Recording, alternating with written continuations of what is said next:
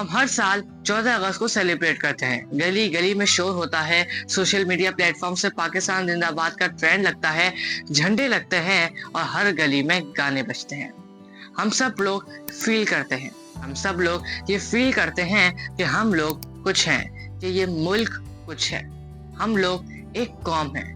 مگر جیسے ہی وہ ایک دن گزر جاتا ہے تو ہم لوگ واپس وہی بن جاتے ہیں جو ہم لوگ اصل میں تھے. آج کی یہ ویڈیو صرف ہماری انڈیپینڈنس ڈے کے بارے میں نہیں ہے. آج کی یہ ویڈیو آپ کے اور میرے, ہم دونوں کے بارے میں ہے.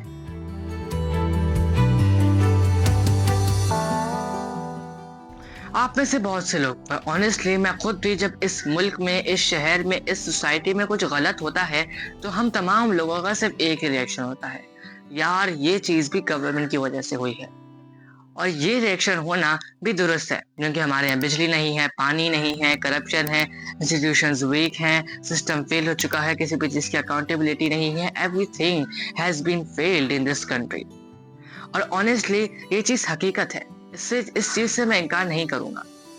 مگر آج سے 1400 سال پہلے ایک کتاب آئی تھی جس کا نام ہے القرآن. اس قرآن میں اللہ سبحانہ تعالیٰ فرماتے ہیں کہ اللہ تب تک اس قوم کی حالت نہیں بدلتا جب تک وہ قوم اپنی حالت خود نہ بدلے. یہ کسی کنسٹیٹیوشن کا لا نہیں ہے, یہ کسی پولیٹیشین کی اسپیچ نہیں ہے, یہ اللہ سبحانہ تعالیٰ کا اپنے بندوں سے ایک وعدہ ہے. تو جب ہم یہ کہتے ہیں کہ گورنمنٹ ذمہ دار ہے, تو قرآن ہمیں یہ جواب دیتا ہے کہ پہلے اپنے آپ کو دیکھو. تو آئیے آج کی اس ویڈیو میں ہم سب مل کر اپنے خود کی گریبانوں میں جھانکتے ہیں. اس ملک کی ذمہ داری صرف گورنمنٹ کی نہیں ہے, اس ملک کی ذمہ داری آپ کی اور میری, ہم دونوں کی بھی ہے. روزانہ کے معمول کے مطابق جب ہم گھر سے نکلتے ہیں, ہم چھالیاں کھاتے ہیں, ہم پان کھاتے ہیں, ہم گٹکا کھاتے ہیں, ہم اسموکنگ کرتے ہیں, یا پھر ہم کوئی بھی چیز کھاتے ہیں. یقیناً جب وہ چیز ختم ہو جاتی ہے تو اینڈ میں صرف ریپر بچ جاتا ہے, اور وہ ریپر ہمارے گھر پہ نہیں آتا. وہ ریپر جہاں اس کو جانا چاہیے ڈسٹ بن میں نہیں جاتا. وہ ریپر ہمارے اپنے ملک کی سڑکوں پر پھینکا ہوا نظر آتا ہے. اس سب کی ذمہ داری گورنمنٹ کی نہیں, اس سب کے ذمہ دار ہم خود ہیں. ہم ہی ہیں جو مسجدوں میں یہ دعائیں کرتے ہیں کہ ہمارا ملک بہتر ہو جائے, کہ ہمارا ملک ہمیشہ سلامت رہے. اور ہم ہی ہیں جو اس حدیث پر بلیو کرتے ہیں کہ حضور محمد صلی اللہ تعالیٰ علیہ وسلم نے یہ فرمایا ہے کہ راستے میں سے کوئی بھی تکلیف دہ چیز ہٹانا ایک صدقہ ہے. مگر ہم ہی وہ ہیں جو یہ سب کرنے کے باوجود اس پر عمل نہیں کرتے. ہماری جو ذمہ داری ہے ہم اس کو نہیں اٹھاتے, بلکہ ہم دوسروں پر, میجرلی گورنمنٹ کو, ہر چیز کا ذمہ دار ٹھہرتے ہیں. اب یہاں پر بہت سے لوگ ہوں گے جو یہ سوچ رہے ہوں گے, جو یہ کہہ رہے ہوں گے کہ یار میں تو باہر کچرا نہیں پھینکتا, میں نے تو اس میں سے کچھ بھی نہیں کیا. مگر اب میں آپ سے ایک سیدھا سوال پوچھتا ہوں کہ کیا آپ نے آج تک کبھی بھی بائک پہ جاتے ہوئے کچرا نہیں پھینکا؟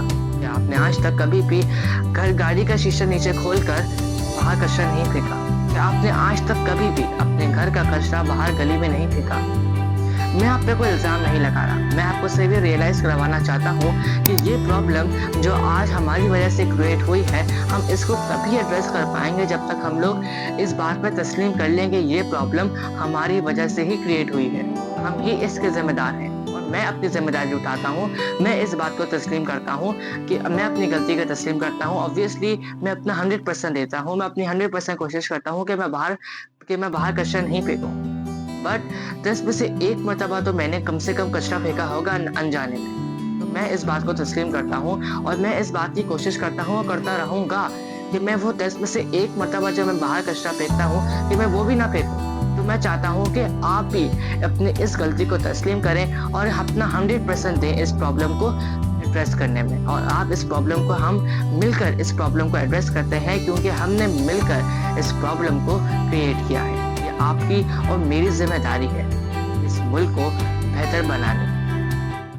آئیے اب ایک چھوٹی سی مثال لیتے ہیں. 1945 میں جاپان میں 2 ایٹامک بم گرائے گئے, جس کی وجہ سے ان کی پوری سویلائزیشن راکھ بن گئی. پوری دنیا نے کہا کہ اب جاپان یہاں سے کھڑا نہیں ہو پائے گا, this is the end of Japan. لیکن اس کے اپنے لوگوں نے کہا کہ let our actions speak for them. और वो ऐसा बोले कि आज जापान उन मुल्कों में शामिल होता है जो सबसे बेहतरीन, सबसे सिविलाइज्ड और सबसे साफ सुथरे हैं। असल पैट्रियोटिक तो वो हैं क्योंकि उनके हर इंडिविजुअल ने अपनी जिम्मेदारी उठाई और अपना वादा पूरा किया और आज जापान को पूरी दुनिया में टॉप पे लेकर आए। तो आइए हम भी उनकी तरह पैट्रियोटिक सिर्फ बोलने पे या स्टोरी लगाने पे नहीं बनते, हम अब पैट्रियोटिक अपने एक्शन से बनते हैं।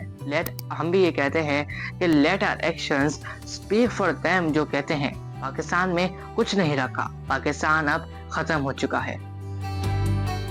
ये वीडियो आपको सिर्फ प्रॉब्लम्स दिखाने के लिए नहीं है, ये वीडियो आपको एक रास्ता दिखाने के लिए है जिससे आप पाकिस्तान की तकदीर बदल सकते हैं।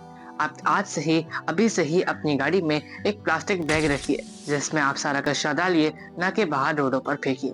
जो लोग गुटखा और पान खाते हैं उसकी जिम्मेदारी भी उठाइए। वो दीवार जिस पर आप पान थूकते हैं वो दीवार आपके घर की दीवार नहीं है, क्योंकि जितना आप ध्यान अपना घर की दीवारों का रखते हैं उतना ही ध्यान आप बाहर की दीवारों का भी रखिए, क्योंकि वो दीवार भी आपके अपने घर, आपके अपने मुल्क, आपकी अपनी सोसाइटी, आपके अपने शहर का हिस्सा है।